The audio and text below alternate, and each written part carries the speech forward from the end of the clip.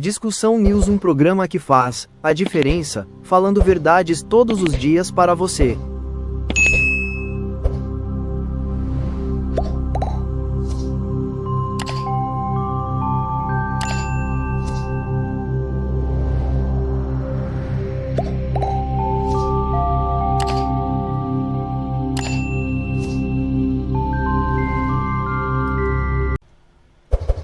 Opinião publicizada por muitos que detêm o poder político e econômico do nosso país, as transgressões reiteradas que são feitas à Constituição em nome do que se permitiu chamar de direita consentida. Os editoriais dos grandes jornais deixam isso muito claro. A lei está sendo excepcionalizada, a legislação está sendo relativizada, mas é permitido, mas é consentido. Porque quem está sendo vitimado por isso é, entre aspas, o inimigo do Estado. É alguém que não merece o amparo da Constituição, que deveria ser o escudo de todos nós. Virou uma espécie de palavra de ordem. Tudo é possível. Tudo é necessário para se retirar da vida pública aqueles que o senso comum, entre aspas, não permite que exerça a sua representatividade. Quando as primeiras notícias do vaza-toga aconteceram, eu particularmente fiquei perplexo com o silêncio da imprensa. Porque ali estava vazamento de conversas em que o juiz auxiliar do então presidente do Tribunal Superior Eleitoral, o senhor Alexandre de Moraes, tinha com o principal técnico de tecnologia daquele tribunal. E essas conversas eram, inclusive, abre aspas, use a criatividade para encontrar indícios que permitam que eu possa processar, emudecer, retirar de cena adversários políticos. Me lembrei muito da história quando Beria, que era o chefe da polícia soviética, dizia para o Stalin, me mostre o homem que eu lhe apontarei o crime. A história está se repetindo, gente. E naquela oportunidade, como cidadão e como parlamentar, representei o CNJ, porque nós defendemos o Estado da lei, de direito. O Estado de Direito que deve proteger a todos nós, não apenas aos amigos da lei ou da conveniência do momento. E recebi, como resposta do CNJ, que aquelas eram conversas normais e republicanas que aconteciam entre auxiliares daquele poder, o CNJ. Depois, as novas notícias do lava-toga. Eu não vou nem me deter sobre outros aspectos que já foram reiterados aqui, mas que mostram de forma cabal que aquele que era o principal operador do senhor Alexandre de Moraes utilizou um tribunal, o Tribunal Superior Eleitoral, de forma ilegal para justificar ações de processo contra pessoas que haviam sido presas em escala industrial durante 8 de janeiro até maio de 2023. Até maio de 2023. Essa utilização ilegal do nosso aparelho judicial para imputar crimes a quem não os cometeu. E, sobretudo, rotular pessoas como se fossem criminosos. Porque a partir de 2018, de alguma forma, haviam feito alguma crítica ao atual presidente da República e ao seu partido, ou haviam tido a ousadia de questionar o sistema eleitoral, esses eram imputados numa certidão como positiva e deveriam ficar presos nas audiências de custódia que passaram a ser mera formalidade, até porque esses juízes eram impedidos de ter livre-arbítrio, de decidirem em função do que estavam assistindo, dos depoimentos que estavam tomando. Pessoas foram condenadas a 14, a 17 anos de prisão e os juízes que os condenaram, os membros da primeira turma, sequer olharam nos olhos dessas pessoas. Desconheceram as suas histórias, se esconderam através de julgamentos virtuais, de escala, repito, industrial, desconhecendo todo o ordenamento jurídico, desconhecendo a questão da ampla defesa, desconhecendo o fato de que existe a questão do réu primário e dos antecedentes da jurisprudência. Criaram todo um cenário e todo um contexto para justificar. Ora, se Débora, que pintou de batom uma estátua, vai levar 14 anos de prisão, o que dirá Jair Bolsonaro, que na narrativa deles é o perpetrador e o mentor desse pretenso golpe. O que eles não estão percebendo é que eles estão destruindo vidas para alcançar um objetivo espúrio. Estão destruindo reputações. Estão abrindo mão de olhar o que todo juiz deve ter. O discernimento de observar a lei. Mas ter, sobretudo, a imparcialidade. E esse julgamento está desde o princípio eivado desse princípio. Porque o juiz é vítima, não sou eu que estou dizendo, é ele, deste processo. O que é que podemos esperar de um juiz que se diz vítima? O que podemos esperar de um outro juiz que processou o réu, como é o caso do senhor Flávio Dino? A autocontenção que é pedida ao Supremo Tribunal Federal é olimpicamente desprezada. E hoje nós vemos corroído, nós vemos dilapidado, nós vemos dilacerado o conceito que deveria haver de todos nós de credibilidade no judiciário, que todos nós defendemos. O judiciário precisa voltar a ser isento. E este parlamento precisa dar a sua contribuição, porque o parlamento, infelizmente, não tem feito a sua parte. Nós não queremos aqui pré-julgar ou antecipar posições políticas. Agora, não pode se banalizar e se... Iron Fênix, a Fênix que paga. Comece jogando com centavos. explicitamente, e o debate seja interditado por um outro poder, como se o princípio da democracia liberal, que norteou a nossa Constituição, da separação e autonomia dos poderes, fosse jogado por terra, por essa intervenção espúria e banalizada por boa parte da imprensa brasileira. Isso aí, senador.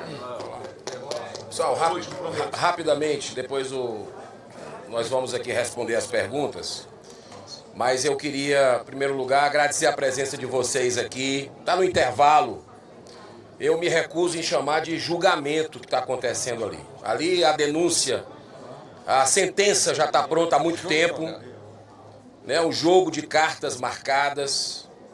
Para quem tem o mínimo de bom senso percebe isso, que ali é uma execução em praça pública. O que nós estamos vendo, isso é triste para a democracia. Eu, deputado Marcel, fazemos parte do Novo, deputado Luiz Lima e outros colegas nossos. Tem aqui vários partidos, parlamentares de vários partidos.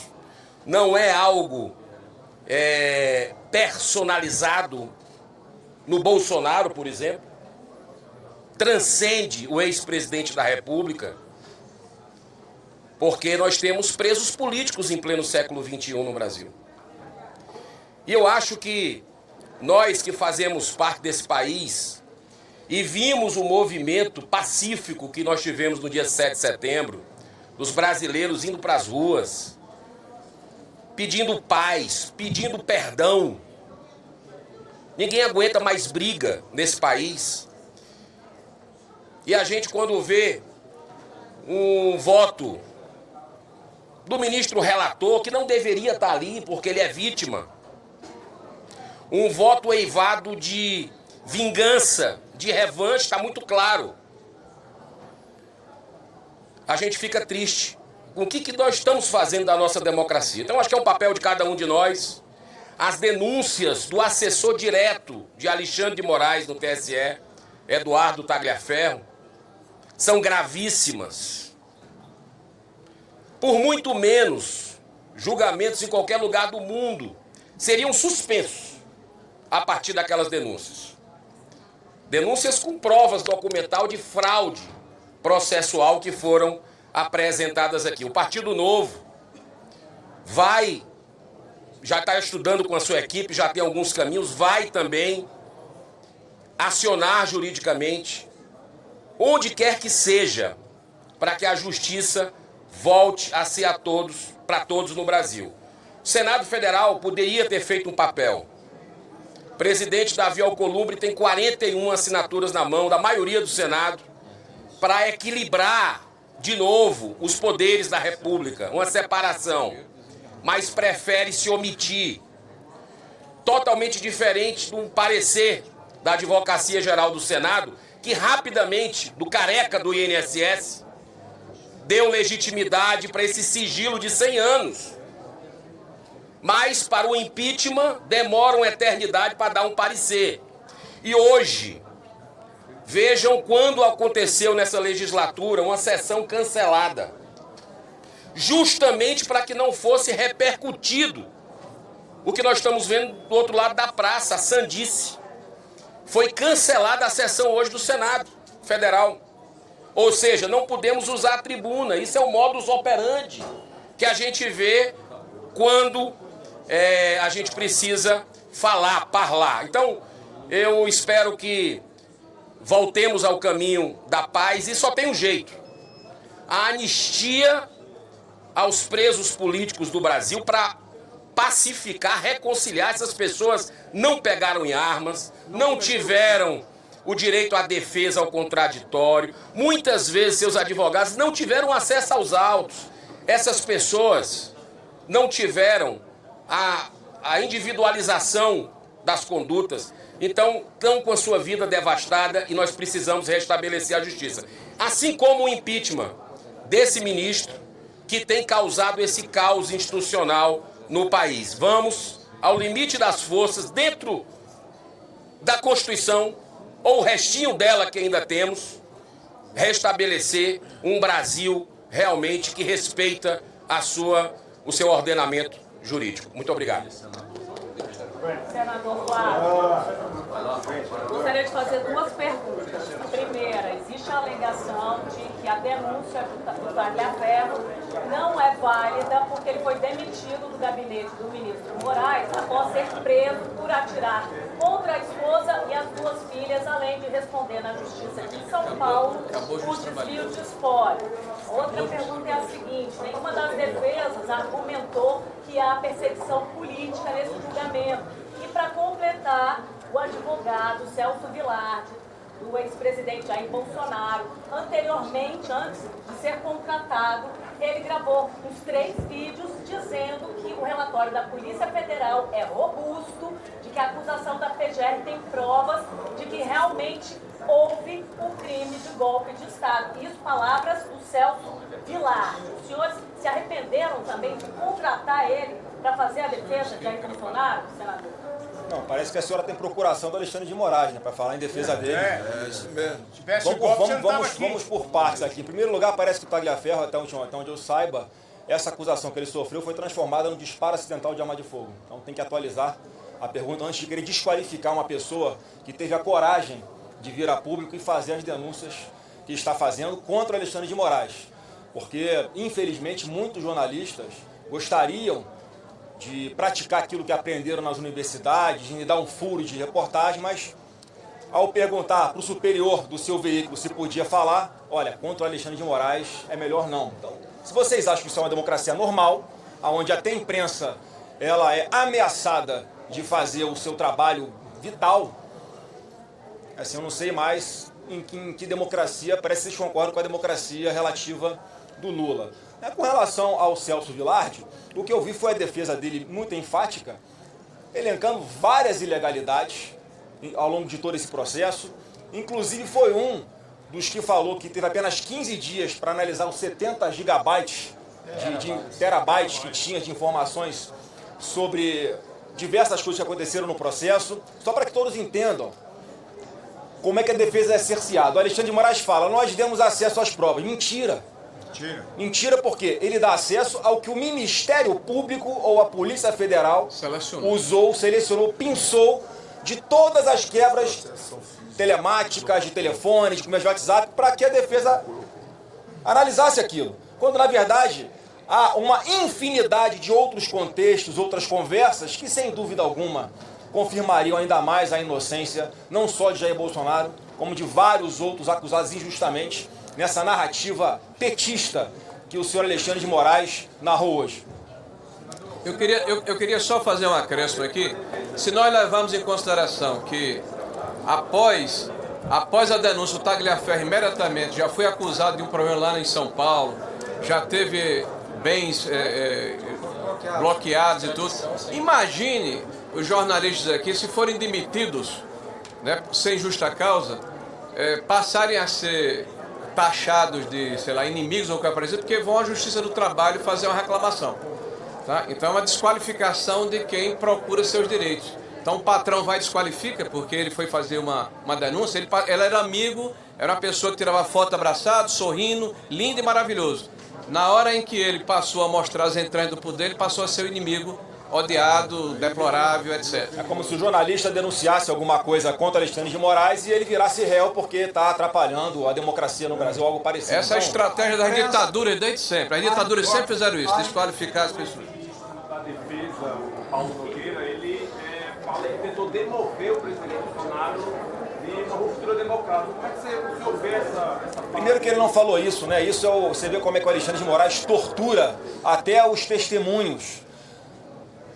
O que foi conversado lá e que foi admitido era estado de defesa ou estado de sítio, não sei. Um dos dois, algo que está na Constituição. Então, como não havia base para nada, foi todo mundo para casa e nada aconteceu. Então, como é que demoveu de alguma coisa, de tentativa de golpe? Como Dilma consultou Vilas Boas. A Dilma consultou o então comandante do Exército, o general Vilas Boas. Ele denuncia isso, inclusive, na revista Veja, e a Dilma está respondendo por alguma coisa? Não está. Então, qualquer conversa pode, a partir de agora, inclusive no privado de WhatsApp, virar um atentado contra a democracia. É esse o país que nós estamos vivendo hoje e que não pode continuar e só vai ter um fim com o impeachment do Alexandre de Moraes.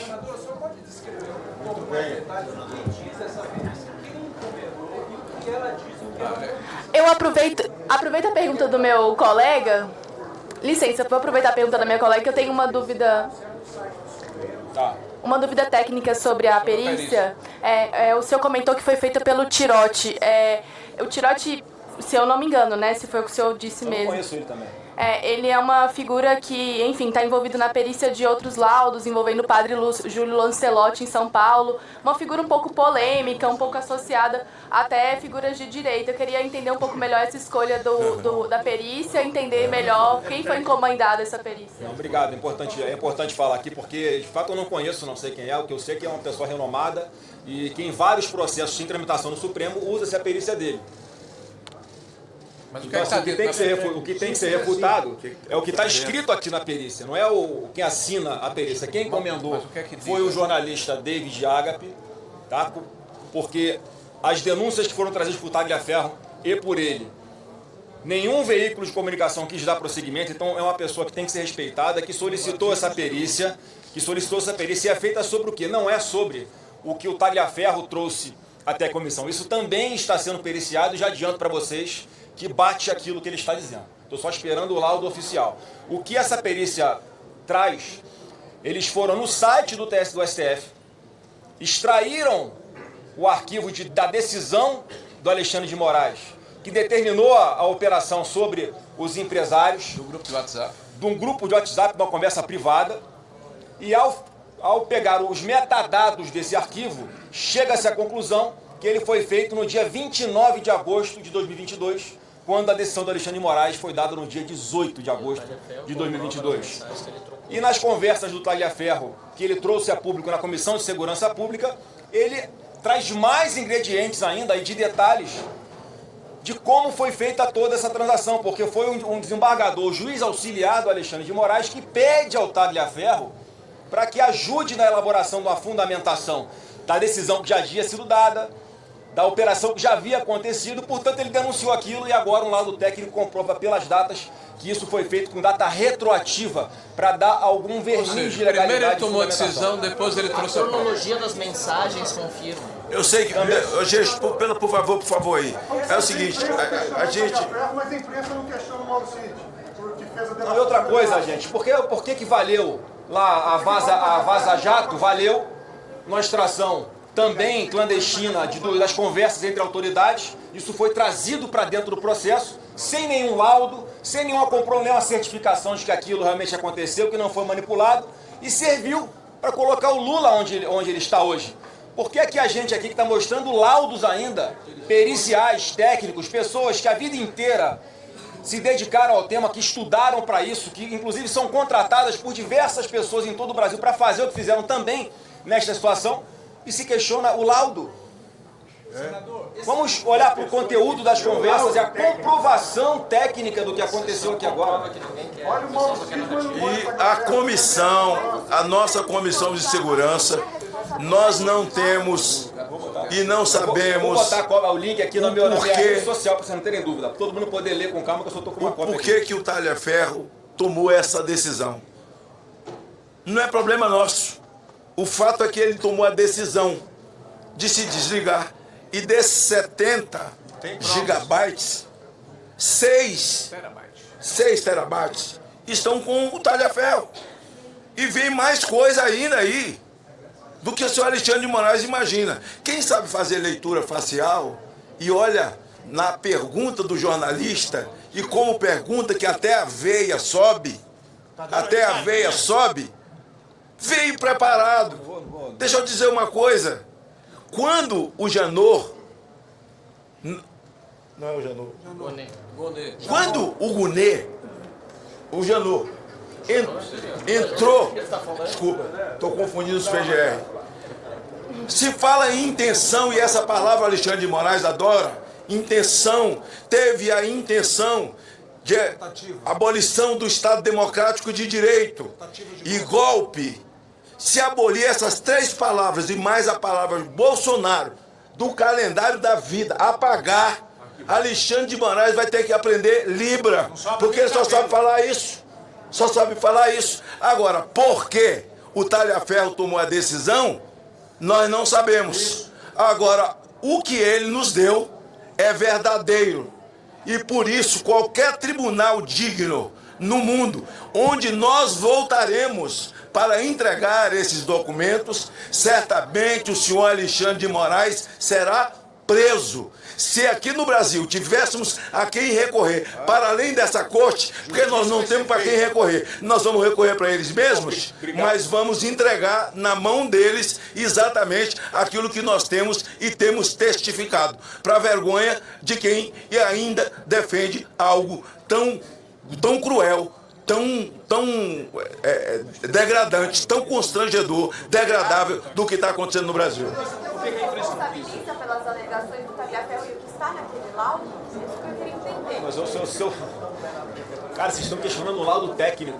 Pessoas assinaram isso aqui, botaram o seu registro aqui profissional nisso daqui. Fizeram, ele vai botar o link dele.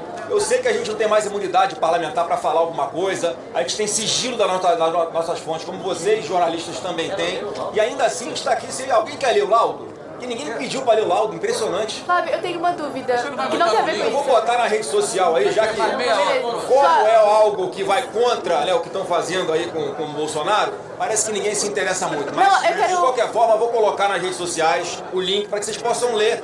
Aí questionem os técnicos que escreveram. Eu acho que ninguém ia fazer um trabalho de brincadeira, ia deixar a seriedade de lado, o seu profissionalismo de lado com uma coisa tão séria como essa. E mais, tiveram coragem, mais uma vez, de colocar os seus nomes aqui, porque até a imprensa ficou com medo, mesmo com a imunidade que tem do sigilo da fonte. Eles estão fazendo o trabalho deles. As informações trazidas por Talhaferro são verdadeiras. É um cara que está fora do Brasil, longe da sua família, com medo de ser morto, preocupado com a sua família aqui, e que mesmo assim tomou a decisão de denunciar tudo que ele está denunciando. Então cabe a nós aqui, a nossa obrigação mínima é dar o mínimo de amparo para essa pessoa e para sua família e dar aqui a credibilidade para o que ele falou, porque está comprovado, não só com esse laudo, mas com a cronologia de todas as mensagens de WhatsApp que ele trouxe na Comissão de Segurança Pública. Portanto, Alexandre de Moraes cometeu fraude processual e outros crimes que nós também vamos trazer à tona após uma perícia oficial, mesmo que isso não seja necessário, porque a própria operação em cima dos empresários que conversavam no WhatsApp foi feita com base numa matéria de jornal.